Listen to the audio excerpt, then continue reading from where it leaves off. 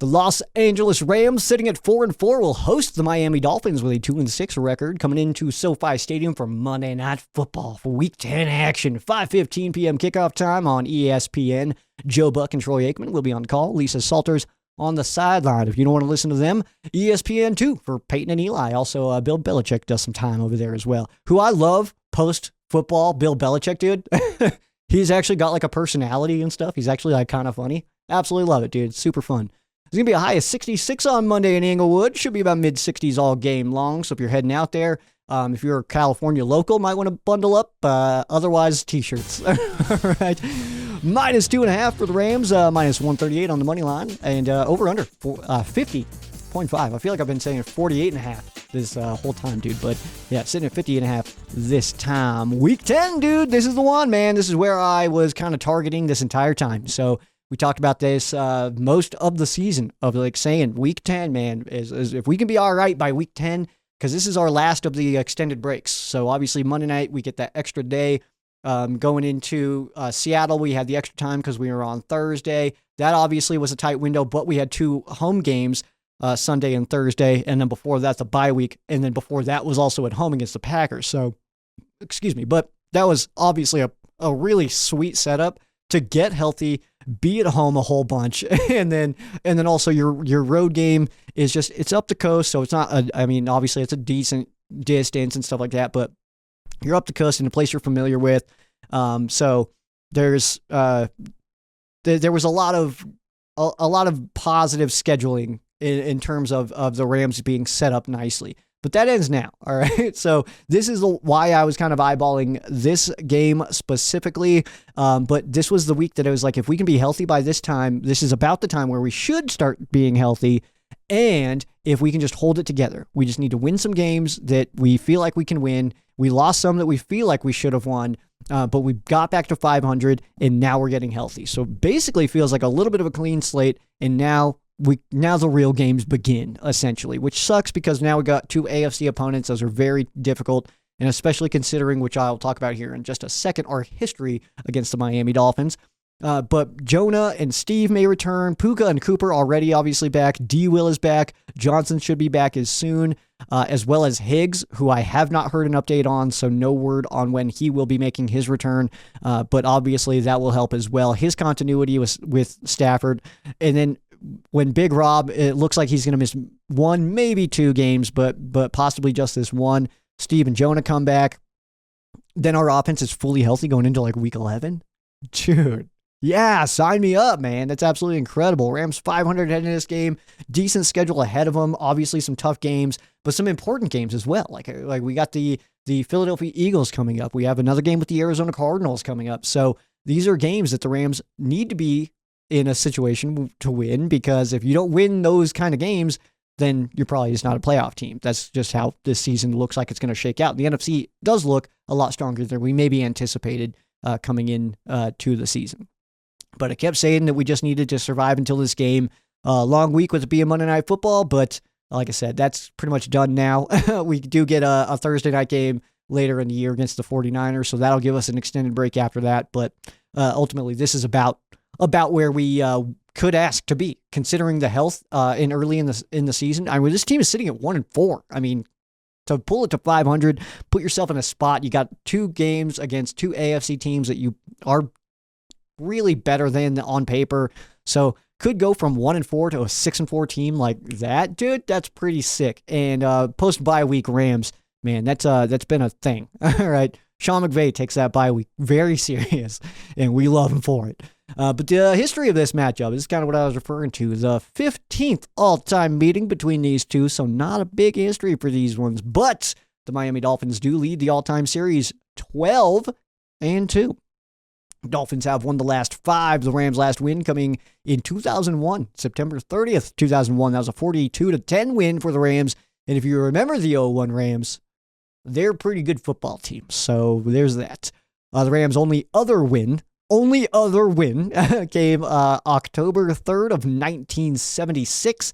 That was a 31-28 win by the Rams. Total points being scored, though, in this series, Miami 347, the Rams 245, which means the Rams have been outscored all time by Miami by more than 100 And if you take into consideration those 14 games, the Rams are losing those games, all 14 games on average, by an average of 7.2 points. And yes, that does include the wins. And no, I will not do the math to remove the 42-10 win that the Rams had in 2001, because then that number will be terrifying.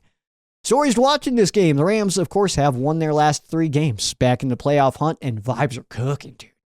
Those vibes are simmering right now, man. It's absolutely awesome. It's cool to also have Rams fans back being excited, because I also play a weird role in the Rams media landscape here.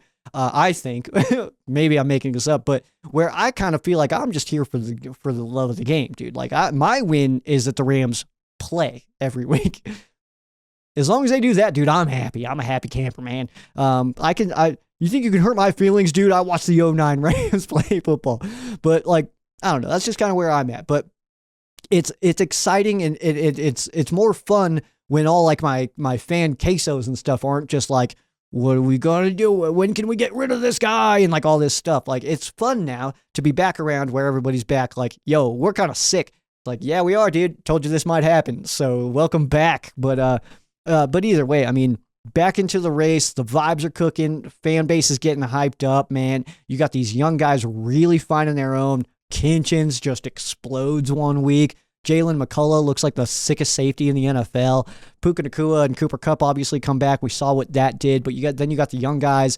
Fisk, dude, breaking out this weekend. Absolutely awesome. You got Jared Verse, who is the rookie of the year already. Like, just give it to him now. You know what I mean? And then you got Byron and Kobe coming in second year. These guys are like the seasoned, grizzled vets, but they barely played more games than the rookies. And then you also got the secondary, man. You bring back in D. Will. You bring back in Akello. Those guys are absolutely on fire. It's awesome, dude. The vibes are cooking right now, like I said. So absolutely incredible. Demarcus Robinson absolutely pops in the return of 10 and 17. That's awesome. Like, you expect and you anticipate that those guys will get their reps and their targets and all that stuff. But for D-Rob to go back-to-back weeks, multi-touchdowns, dude, he is the biggest beneficiary of this health so far. The biggest so far. Him and Stafford, I suppose, would be in that. But the defense, sick as hell, and all of a sudden has scored in 4 straight games. After we were like, is Shula the guy? Do we need to get rid of Shula? All of a sudden, we're just like scoring tuds all the time. Maybe use high voice on that one, man.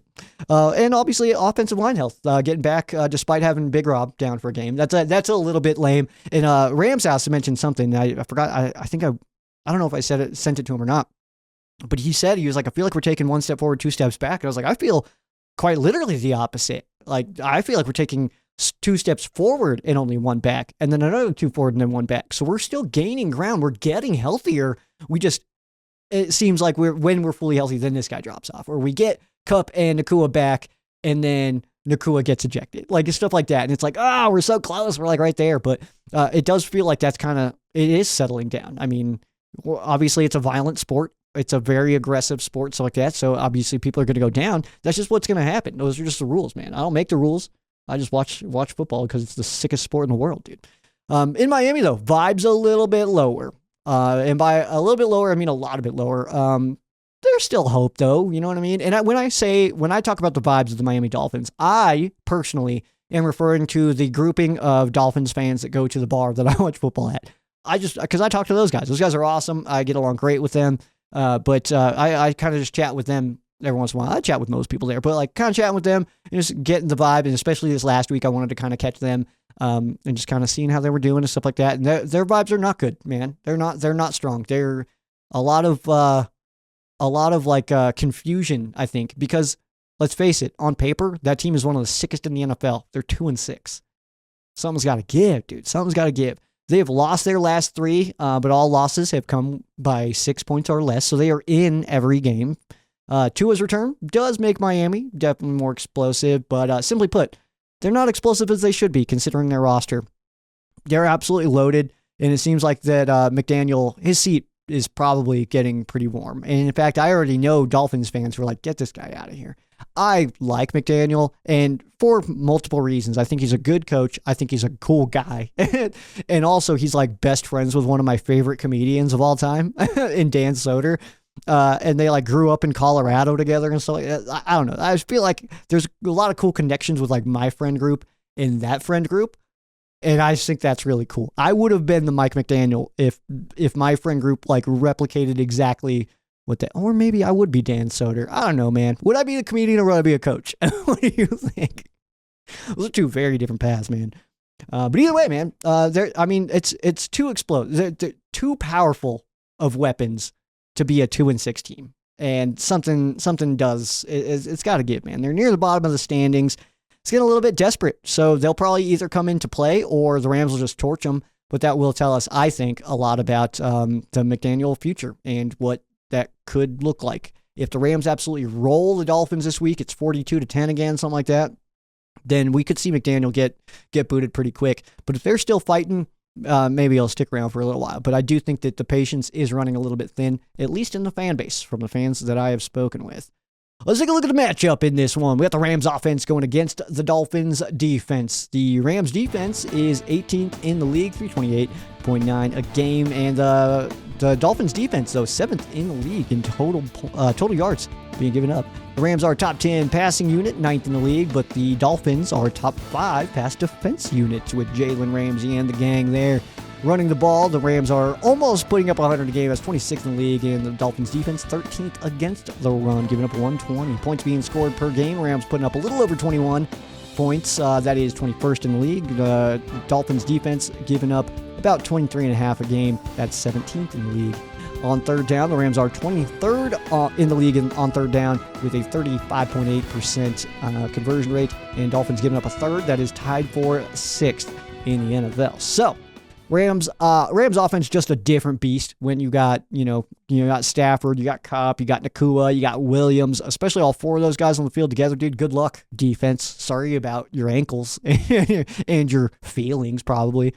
But this is going to be a fun matchup, especially going against Jalen Ramsey. He had that super sick pick last week, man. Just reaction time was obviously killer on that one, but we know who Ramsey is. We know that he's an absolute monster, dude, who can turn it on at any moment or also get torched. So maybe we'll see something cool happen for Kupp. Rams offensive line, losing Big Rob does, it seems like it's only going to be this week, and we're hopeful that it's only going to be this week. But ultimately, we do get a much healthier offensive line this week, so that's absolutely incredible news. The Dolphins' pass defense, one of the best in the league, straight up. Williams and the additions to the offensive line, though, could mean that is the plan of attack, to kind of hit the ground attack on Monday Night Football. Chances that we see Puka Nakua get ejected again, by the way, probably 0%. I feel so confident in that. And in fact, I was talking to people at work about this. It's like, if I wouldn't have watched the game, and you would have told me in the second quarter a Rams player got ejected for punching or for throwing a punch, which, come on. But either way, if you would have asked me who got ejected for that, Puka Nakua might have been my last pick. Or my second to last pick, behind like a Kobe Turner. Like him, Kupp, Turner, Stafford, those are probably my last picks on the entire roster. And not to say that the other guys are just out here unhinged, but like, but Puka Nakua is such like a calm, collected, fun guy that like, that's crazy. 0%, dude. He'll never do that again. I feel so good about that. And like, yeah, I get being mad about it and stuff like that, but like in my brain, it's like, oh, he knows. He's probably more mad at himself than any of us. You know what I mean? And the way that he was fired up for D-Rob at the end of the game after scoring that game winner, man, I mean, heck, he not absolutely love that guy. I've never been so stoked for somebody who got ejected after he was still celebrating something. I was like, see, that's my guy, man. Like, absolutely awesome. Best matchup in this one, though, Rams offense against the Dolphins defense. I'm going with Cooper Kupp versus Jalen Ramsey. We know that Jalen, one of the top in the league. We know he's one of the best in the NFL, man. Talent for days, man. He's played really good football since being traded away from the Rams as well, which also does sting a little bit, but that's okay, man, because he's etched in Rams history, man. He not only rocks a Super Bowl ring with our logo on it, but he also helped design that bad boy. And if you remember watching those videos, that was absolutely awesome, man. He was like in there like filing stuff, like he like helped make his own ring, I think. Like that's so cool, man. So Ramsey, obviously, we know his spot in LA Rams, franchise history. It's solidified. It's there. It's cemented. It's already locked in, all right? But we obviously hope he gets handed a big old L this weekend and gets his ankles absolutely ripped off his torso. No, that's not where your ankles are. Ripped off his shins, man, by Cooper Kupp and Puka Nacua doing their route things, man. But both guys obviously have their work cut out for them, man. But I imagine that Sean has some scheming that could get these guys open, no matter how sticky Jalen Ramsey might be. 3 to C on the offensive side. We're going to start with the offensive line. Yes, the entire offensive line. Doing the whole thing. All of them. All of them. Love them all. They're all awesome. They're my guys. Steve and Jonah returning this week. Could be returning this week. We don't have confirmation on that, so take that into consideration. The extra day does kind of help, though. Note Boom returns this week. Incredible timing with Big Rob going down. Will not head to IR for Big Rob, though, so it doesn't look like a long-term thing. But the Jackson, Avila, Dotson, Note Boom, that combo feels good for this game. Feels good for this game, man. And the rookies have not been playing poorly. But obviously to get Jonah and Steve back in action, absolutely massive. Those offensive line, I'm just digging it right now, I think is where I'm at. Demarcus Robinson, D-Rob, man, this guy's absolutely on fire right now. He is crushing souls and cracking skulls. I think that's what.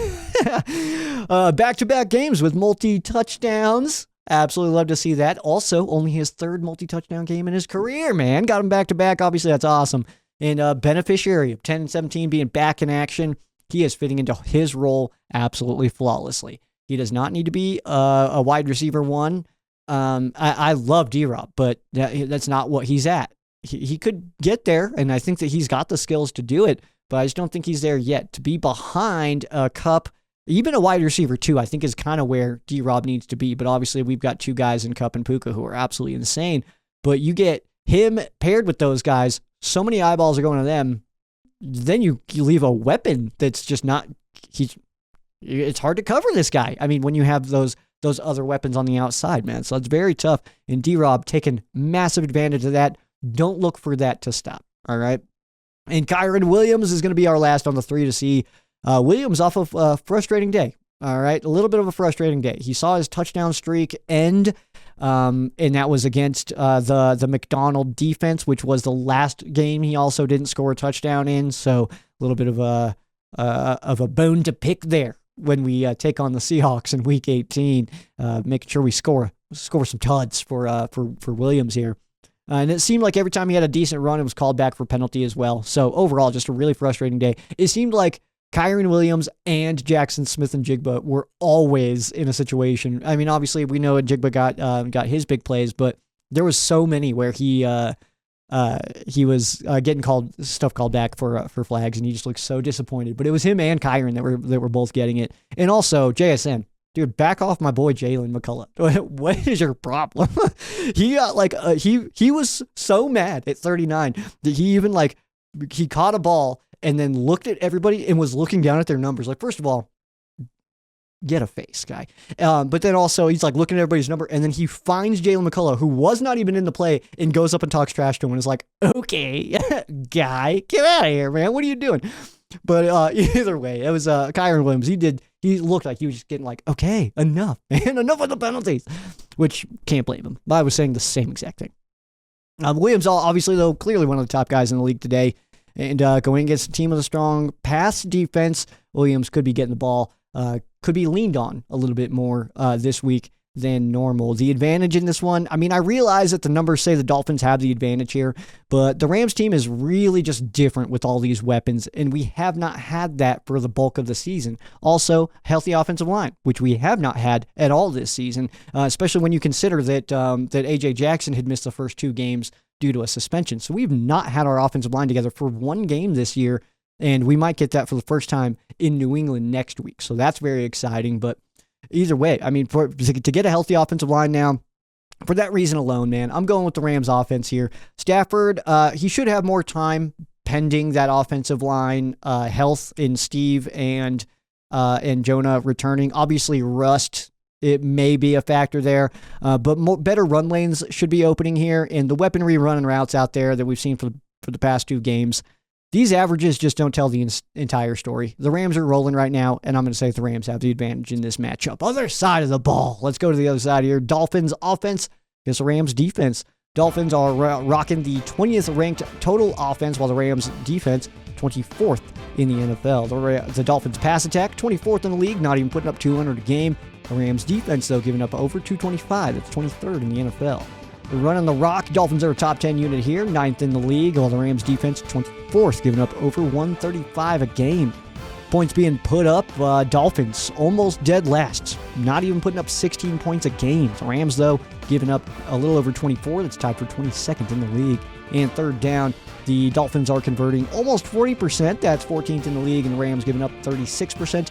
That is 14th in the league as well. So what we're looking at here, obviously, Dolphins offense, mad explosive, but this Rams defense has scored in 4 straight games. We're scoring points over here, man. You take away the points that the Rams offense is scoring, and the Rams defense is almost keeping them in games themselves, which is rather exciting. And then you add in 10, 17, and 9 doing their thing. Dude, sorry about it, man. Sorry about it. The Rams defense, though, I mean, they're starting to play a little bit more with the swag lately.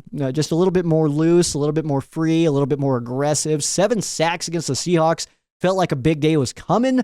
A big sack day was coming. We kind of there's even been quesos about that of like, when's this gonna pop off, man? And poor Gino. It just had to be against him, huh? I'll take it. Dolphins offense, though, explosive players everywhere. They can score at any time, but they aren't that explosive this season. And something's got to give. Tyreek Hill, I know he's been dealing with a little bit there. Devon Achane and Jalen Waddle. I mean, these guys can score from anywhere. And yes, I said Achane. Okay, I'm a Texas A&M fan. All right, Giga Maggies, and that's where Achane went. And that entire time, he called himself Achane. We called him Achane. Everyone accepted that he was Achane. And then he just goes to, and it's spelled Achane. And then he just goes to the NFL, and all of a sudden, Achane? Dude, I can't get used to that. That's like if Matthew Stafford was like, you know what? I take it back. Go ahead and call me John. And we're like, no. No, dude, it's too late for that, man. You're Matthew, you know? So that's how I feel about Achane, by the way. But either way, those guys can score at any time. Achane's obviously awesome. Hill, Waddle, incredible talents there, man. But McDaniel, though, he does have experience going against the Rams, obviously, with his time in San Francisco. But this Dolphins team is clearly underperforming this season, so something's got to give there for that grouping there. And it does seem, in my opinion, like the rest of the league has caught up to the coaching staff. And the coach, maybe not the coaching staff as a whole, the scheme a little bit. I think the rest of the league has kind of caught up to it and kind of know what to watch for here. Best matchup in this one, I'm going to give it to the pass rush against Tua. So Rams off a 7-sack day. This is a young group. Are they going to be coming in riding high, or and kind of just like, oh, we are awesome at this, or is there blood in the water now, and now everybody on the rest of the schedule is just in danger? Like, we have to put out some alerts out here, man. You're gonna see Tua on some milk cartons this weekend. Well, on Tuesday. It won't happen this weekend unless he gets scared, and then it might. Search party for Tua. He's got a game on Monday. He's hiding. But either way. Tua, though, tall task sifting through these guys, man. But unlike Geno, Tua does do a decent job of keeping his eyes up even when that pass rush is coming. That is the best part about playing a Geno Smith, is that the second you start getting some pressure, you throw in some blitzes, and we did see a lot more blitzes last week than we have the rest of the year. You start seeing those, his eyes drop. His eyes are looking at the rush. And you have a lot of guys that are not like that. Obviously, like your Mahomes, your Jacksons and all that stuff. Those guys are obviously going to keep their eyes open, a lot like a Stafford does as well. His eyes get so wide. It's so funny. But Geno is a guy, he's looking at the pass rush. So once you can blitz him, you get a free rusher, you're probably going to get to him because he's not even looking for receivers anymore. Tua, though, does do a better job keeping his eyes downfield. Fisk had a little bit of a breakout party last week. You got to fisk it to get the biscuit, and we definitely did that. So now gets to come home under the primetime SoFi lights. Feels like this group will be amped up, so I'm absolutely fired up for it. 3 to C on the defensive side. We're going to start with Jared Verse. Maybe he's going to be on here every week. I don't know. I'm a big fan of Jared Verse, and I think you should watch him every week. All right, 3 to C. Jared Verse. Pencil him in, man. But one like on this video is one prayer for every quarterback that Jared Verse will make soil themselves this season. So it's for a good cause. And also he's cleaned up the missed tackles and is now just an absolute menace to the league. Like he's now that Jared Verse is not missing tackles, dude, not fair. Right? I'll take it though. It's absolutely so much fun to watch, man. And he's talking trash to everybody. He's getting in people's faces. I love this stuff right now, man. Cam Kinchens next up. Another guy off a big day who I'm curious to see watch the following week. Is he coming in thinking that he's hot stuff now? Or is he coming in, there's blood in the water, man. He's ready to attack. Kinchens, though, 2 red zone picks. How does he come into this game, man? I'm excited to see how it happens, man. But also, I have not checked out the Rams revealed yet this week. It is Cam Kinchens. Fired up for it, man. Fired up for that one. I love the Rams revealed. I think that's the best piece of content that the Rams put out every week. Top tier. Top tier. But also, Cam Kinchens hitting and having a big breakout week, along with Jalen McCullough, who's absolutely on fire. Did the Rams just hit on 2 safeties in this draft class? Yo! So sick, man. That's absolutely awesome, man. And Christian Roseboom, I'm putting him on here for the 3 to C as well. He had his best day by far last week. First game in his career with multiple TFLs. And same story. How does he follow up with a strong performance? Because Christian Roseboom, he's very quiet. We don't hear a lot from Christian Roseboom. I'm a fan myself. I just like his play style. But it hasn't been working out for most of the season. But coming off of last week, man, it definitely did. So I'm fired up for it. And we'll see how it happens, man. Fans feel out on Roseboom. Like they feel like they are just done and don't want anything to do with Roseboom. But he's paired with Spates. It's actually shaping up really nicely. And Reader going down, starting to feel a little bit like a blessing in disguise. And I don't say that to say like I'm glad Reader got hurt or anything like that, because that is not the case. I never want anybody to get injured. I don't support that at all. I've never celebrated an injury. I don't even care. Like, sidebar, there's a Browns fan that watches at the bar we watch at. Not a Browns fan anymore because his own fan base cheered his quarterback getting hurt, and so he's like, "I'm done with you guys, man." And unfortunately, a Seahawks fan. I didn't know you could do that. By the way, I've never even considered it. I've never applied to change teams. I don't know what I would do with all my stuff. Probably just Edwin would ask for everything. So that's probably where it'd go. But either way, man, Christian Roseboom pairing with Spates, that's actually, it's shaping up nice. So hopefully that does continue. Advantage here. Weapons-wise, Miami should be such a dangerous squad, but it feels like the NFL has just figured out this high-flying team. They found it out. They figured it out. They figured out the Dolphins, man. A young Rams defense with a young defensive coordinator could present some issues, but this Rams defense absolutely starting to come together, man. Aubrey Pleasant has this young secondary really settling in, and the fearsome 2020 foursome is making quarterbacks' lives absolutely miserable. Love to see it, man. Love to see it. Give them the advantage to the Rams defense here based on momentum and the massive improvements in the numbers over the last month. And if you have not caught up with those numbers, man, the Rams defense since the bye, one of the best in the NFL entirely. So sick. Connections in this one. Former Rams, who are now on the Dolphins. We'll start with wide receiver Odell Beckham Jr., touchdown scorer for the Los Angeles Rams, on pace to potentially be the Super Bowl MVP in Super Bowl 56. Absolutely awesome there. Cornerback Jalen Ramsey, in fairness, did have one of his worst days in that Super Bowl. But we still won. Doesn't matter. Still got the ring. Still got the hardware. Still celebrating, dude. Hell yes. Assistant head coach, tight ends coach, John Embry, also former Ram. Wide receivers coach, Wes Welker. He spent some time on the Rams roster in 2015. Member of the St. Louis Rams with that big old helmet, man. Comically large helmet. Love that thing. Then you got your linebackers coach and your run game coordinator, Joe Barry, linebacker coach, former linebacker coach of the Rams. I was always extremely high on him. I like Joe Barry a lot. Former Dolphins, who are now on the Rams. Tight end Hunter Long came over by way of trade with that involved in that Jalen Ramsey deal. And senior offensive assistant who has worked with everybody ever is Jerry Sholplinski. So spending some time, of course, out there as well. In the NFL, as far as connections go, I didn't really find any that were notable backups that played with backups at other teams. Nothing super exciting there. College, though, had some cool ones, as Byron Young did play at Tennessee with running back Jalen Wright. D-Rob played at Florida with Marcus May, the safety. Kyron Williams K-Dub played at Notre Dame with offensive lineman Liam Eichenberg. Bobby Brown played at A&M with Devon A-Chain, and running back Deneric Prince. Laurel, by the way, Laurel is what I'm seeing on the website under the phonetics or whatever, the pronunciation guide there. Has played at, he played at NC State with linebacker Bradley Chubb. A.J. Jackson rocked some time at Iowa with cornerback C.J. Beathard. Oh, actually, fun fact, C.J. Beathard actually just got signed off the practice squad from somebody. So that's actually not a connection anymore. He's not there. Jared Verse played at FSU with linebacker Derek McClendon. And no, Fisk did not play at FSU with linebacker Derek McClendon. Jordan Whittington, Jay Witt, or Jason Willingham. Dude, that was killing me on the 9 and Dime, man. That was absolutely cracking me up. Jordan Whittington, though, played at Texas with wide receiver Tariq Black. Some milestones in this one. I've loaded this one up a little bit because there's a lot of cool things that have happened and a lot of little notable things that I kind of wanted to talk about. So we'll start with Matthew Stafford. Number 9, man, tied Eli Manning for 10th most passing touchdowns in NFL history with 366.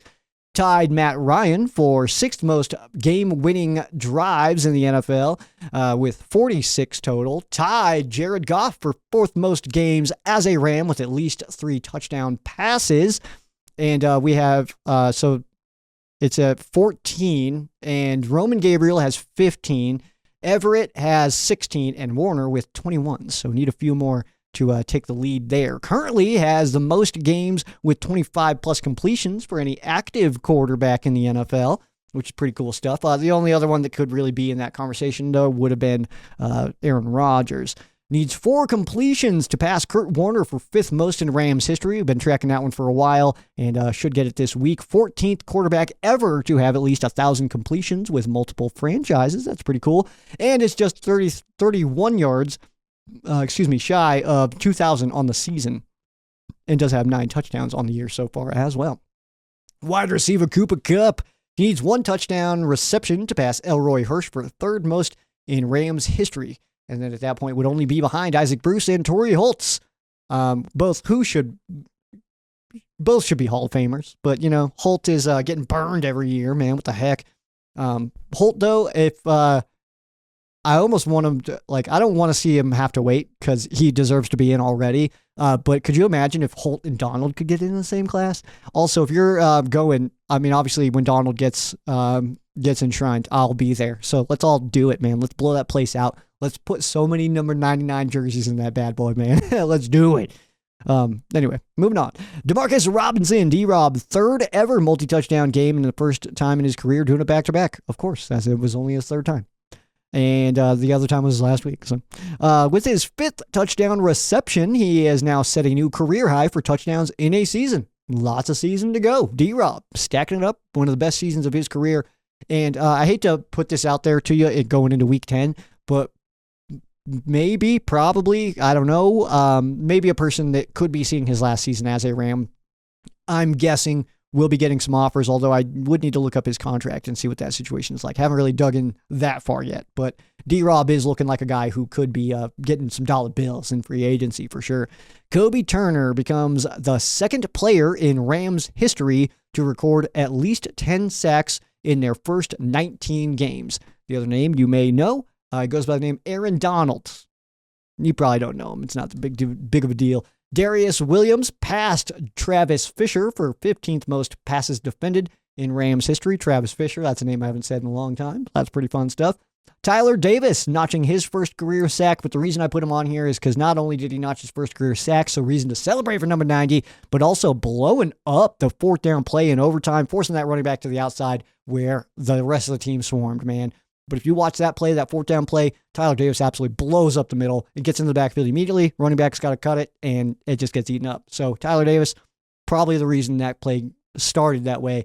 Spates, though, cleaning that bad boy up. Absolutely love to see it. Cam Kinchens, longest interception return in Rams history, 103. Tied for 4th longest interception return in NFL history. Longest interception by a rookie in the Super Bowl era. And the 3rd rookie this season to have a multi-interception game. One of those other ones? Jalen McCullough. Heck yes. Speaking of Jalen McCullough, joins Don Burrows in 1955 had 9 interceptions, and Night Train Lane 1952 had 14 interceptions. A legendary stat there, obviously still your NFL record, as the only undrafted rookies to get at least 4 interceptions. So Jalen McCullough in some pretty good company, but obviously needs 5 more to get to Burrows, and a few more, 10 more to tie Night Train Lane. Man, that's absolutely awesome. I love to see that stuff, man. So, yes, we got the Miami Dolphins coming to town. Monday Night Football, ESPN or ESPN2 if you don't want to listen to Joe Buck and Troy Aikman, which I understand. I will be on the regular broadcast myself, but so be it. You know what I mean? But, of course, this is a big one, man. We got 2 big games coming up here against AFC opponents, trying to keep pace with the rest of these other NFC teams. The Rams have won 3 straight. Dolphins have lost 3 straight. Like to keep those streaks going in both directions, as the Rams do continue to get healthy, continue to stack dubs, man, stacking blocks here. And then you obviously have your defense really pulling it together. You love to see it. Your offense seems to be finding more and more of a rhythm with every single rep that Cooper Kupp is out there. That guy is such glue to this offense, man. Like, it's a different football team when he's on the field, man. Everything's different.